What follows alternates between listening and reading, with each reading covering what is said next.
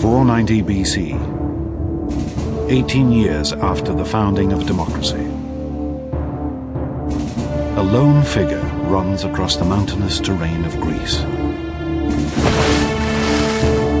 His name is Phidippides, and he is a citizen of Athens. On this day, Phidippides will make one of the most astonishing athletic achievements in history. The inspiration for our modern marathon.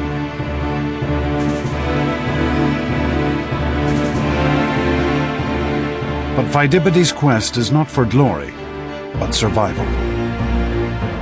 His homeland is about to be conquered by the mighty Persian Empire.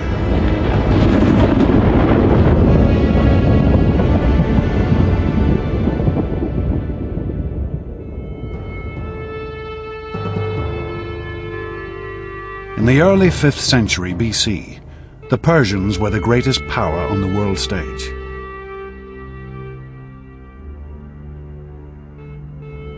Their vast empire stretched from India in the east to Turkey in the west. Now, out on their western frontier, the tiny state of democratic Athens was gaining power. This was a threat that the Persians would have to destroy. The Persians lived in a culture of unbending tyranny. At the head of their empire sat Darius, known to the Greeks only as the Great King.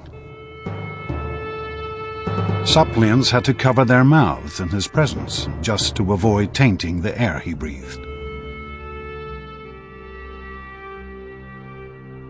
For Phidippides and the democratic Athenians, conquest by Darius and the Persians would mean the destruction of their entire way of life.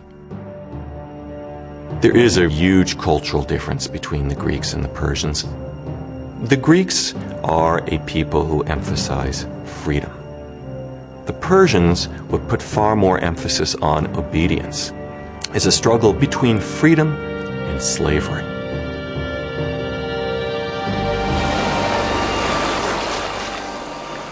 The Persian force landed at a sandy bay called Marathon, just 26 miles from Athens.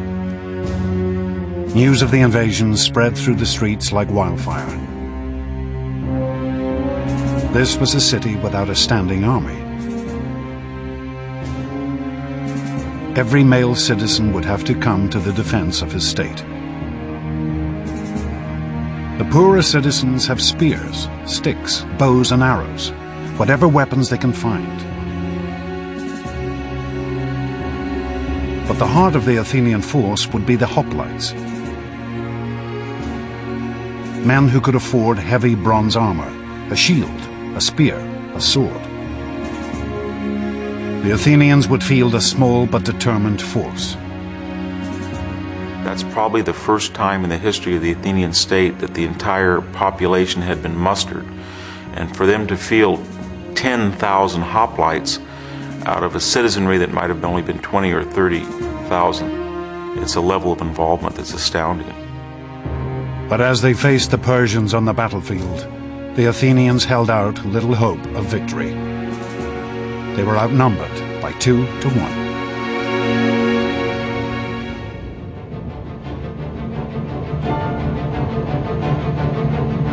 Phidippides' desperate mission was to run for help from one of Athens' local rivals, the Greek state of Sparta.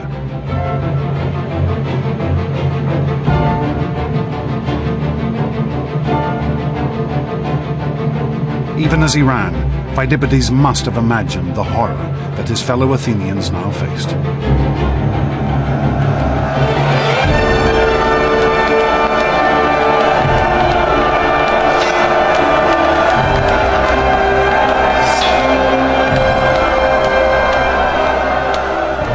You're dodging spears from your men in front and your men in behind. You probably couldn't see or hear. All you would feel would be pressure.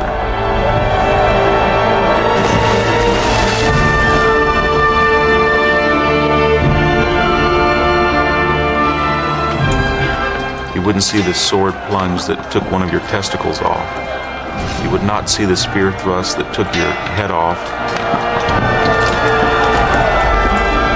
You would have no idea what was going on, just the momentum that carried you ahead.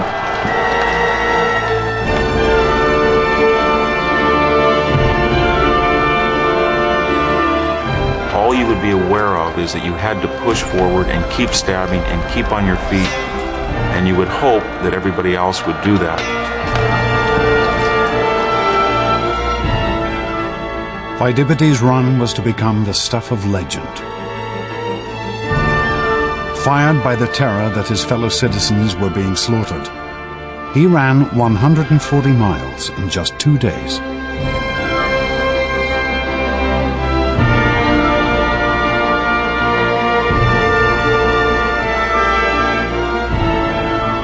But Pheidippides' quest would end in failure.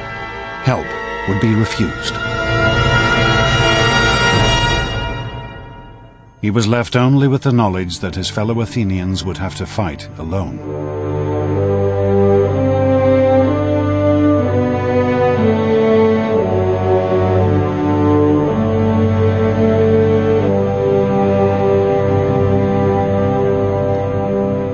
Pheidippides could never have imagined that the Greeks would in fact win a glorious victory.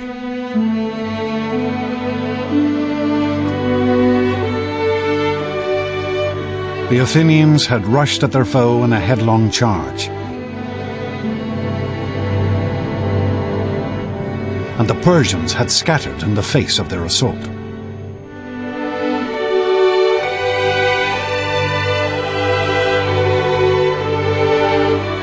The Athenians slaughtered over 6,000 Persians in one fateful day.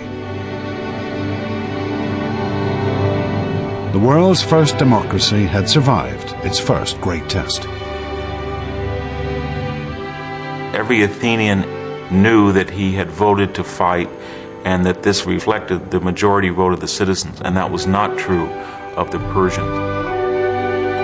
Whatever you want to say about democracy, it fields the most patriotic, enthusiastic, and often large army.